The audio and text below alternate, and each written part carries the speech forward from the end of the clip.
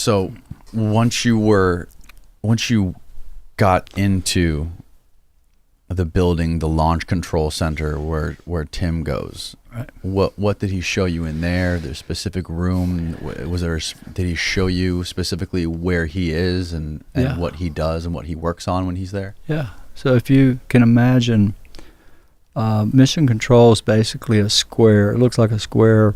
It looks like one of those construction site trailers you would bring on a job, but bigger. And it's square. And there's a hallway right down the middle and glass on either side. So you got this hallway with glass, big, long hallway with glass. And if you look to the right is NASA scientist controlling the launch. So you got all these 50 people or however many's in there standing or sitting at each console, like you see on TV, same thing. On the left side is an exact duplicate of the right. But the left side's all Air Force. So the Air Force is involved big time with NASA. That's part of the NRO thing, I think. Right. So there are all these cadets, all these young soldiers are there learning to control launches. Mm-hmm. And I got to meet the general there. She came out in the hallway and spoke to me. And I was even told how to address her before I got to meet her, and which I did. And that was pretty cool. But there's a room that's a closed-off room only Tim goes into. How big is the room? I didn't get to go into it, but I saw it where it was, and he explained to me that was his office. And in that office, once the launch goes off, he has to stand in his control. When that rocket leaves and everything looks good, he goes into that room. And it's for his eyes only, and the other guys in the NRO that are involved in other ways. In other words, when that rocket leaves the ground, they have ground-based cameras that looks like giant binoculars that you sit in, and they can swivel and film this rocket, right? Mm-hmm. But once it gets up so high, it gets gaseous, and they can't see the detail. Mm.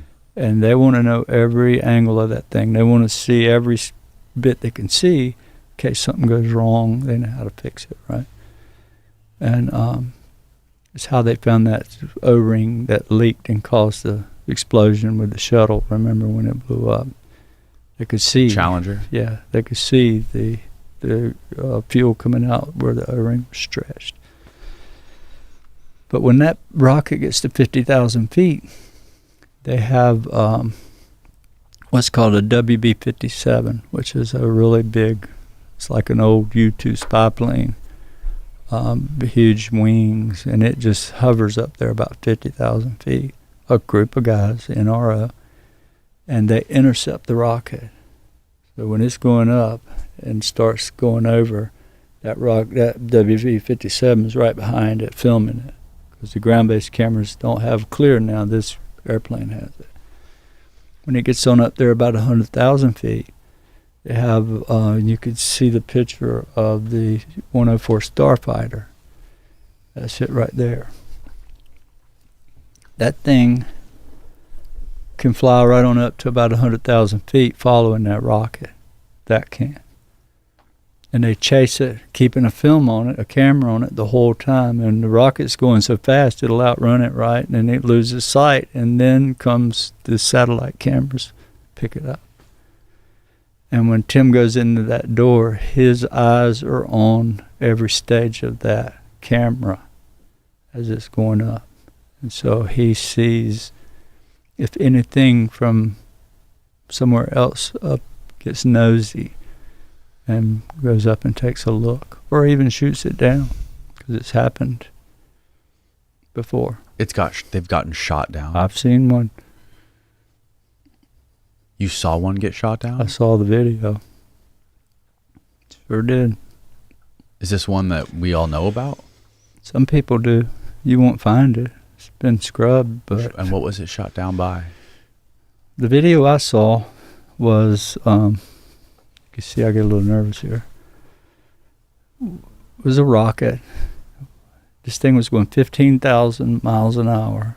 And when it arcs over, they don't go straight up. They go up a ways and then they go over, and they fly out gradually, climbing up as they go around the world. They don't leave it. What I saw was when this rocket left over the Pacific coast, I think it was launched out of Vandenburg, and when it went up started over, all of a sudden this little flying saucer appears, flies right up to it, intercepts it as it's going 15,000 miles an hour, flies around it, and a little white laser beam comes out and shoots it from every side. As it's going around it at 15,000 miles an hour, suddenly the whole rocket malfunctions, doesn't blow up, just quits and tumbles out to the sea. I saw that. What was on this rocket? That's what I asked him. He said, "Why do you think they did that?" I said, "Do you have weapons on there?" And he wouldn't answer that. He said, "Well, it might have been a mock warhead, but it wasn't live." Unmanned? Yeah. So I saw it with my own eye. So that rocket, that one out of Vandenburg, is known. It's known. There's people that have seen it before. I think I've heard vague stories told about that before. It's real. I've seen it.